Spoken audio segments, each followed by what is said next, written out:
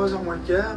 Et ben, on va poser les palangres les unes après les autres. C'est les lignes dites pélagiques pour aller chercher le bar, le lieu, le taco. Donc on boite avec des appâts vivants, des petits crabes aujourd'hui.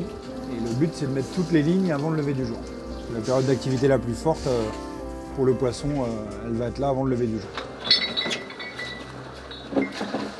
C'est un métier dangereux, Christopher? Si on ne fait pas attention, oui. Le risque zéro n'existe pas. Aujourd'hui, c'est quand même un métier de moins dangereux qu'avant. On a plus de sécurité à bord.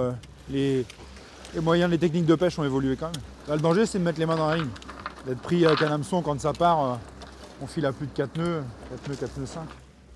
Effectivement, si on prend un hameçon dans le doigt, ben, il faut avoir le bon réflexe pour attraper la commande, puis mettre en arrière.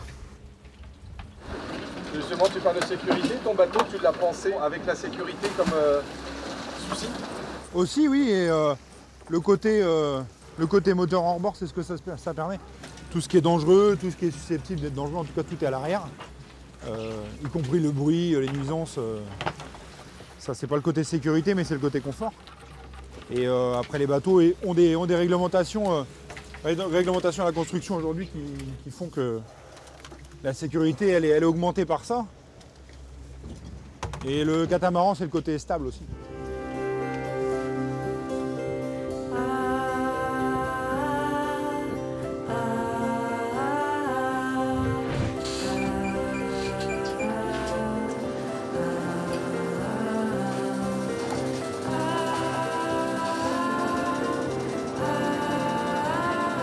Il y a des jours avec et il y a des jours sans.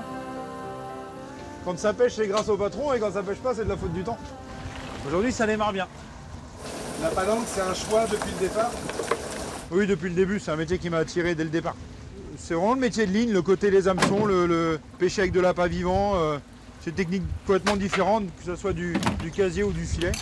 C'est vraiment de la recherche à l'instant. Il faut avoir le bon appât, il faut avoir la bonne ligne en fonction de l'espèce recherchée. Et puis le côté vivant du poisson qui m'attire. Il y a des fois on pêchera mieux avec de la sardine sur le fond, des fois on pêchera plus facilement en surface ou décollé, les lignes décollées plus près de la surface. Et des fois plus en pélagique comme ça. Ça dépend des marées, ça dépend du temps, ça dépend du vent. Le lieu est un petit peu moins difficile. Le bar il est imprévisible. Ce qui fait son charme. Qu'est-ce qu'il faut pour faire un bon marin? Il faut quelqu'un de courageux déjà qui se lève le matin. Et puis il faut être passionné. Déjà, quand on est passionné, on fait bien les choses. Le plus important, c'est d'aimer la nature, aimer la mer. Et après, ça se fait tout seul. Moi, j'ai commencé, mon père faisait la pêche. Donc j'ai embarqué en tant que matelot avec lui pour voir si ça me plaisait. J'ai travaillé avec mon père pendant pas mal d'années et après j'ai repris derrière lui quand lui a arrêté. Donc j'ai appris beaucoup avec lui. Et après j'ai continué d'apprendre tout seul. Et j'apprends encore tous les jours. Par contre il y a moins de bateaux et moins de marins. Métier difficile et métier pas assez valorisé non plus. Quand on parle de la pêche, on en parle souvent. C'est souvent un métier à problème en fait. C'est un métier qui s'adapte tout le temps, c'est un métier soumis à quotas, soumis à la météo, soumis à des décisions des fois qui nous dépassent un peu. Mais quand on aime ce métier-là, on s'adapte. Donc la vision après, elle peut être compliquée, mais le métier est beau, passionnant et il y a encore de l'avenir. Mais ça a l'air de revenir un peu avec les jeunes alors. La liberté recommence à séduire.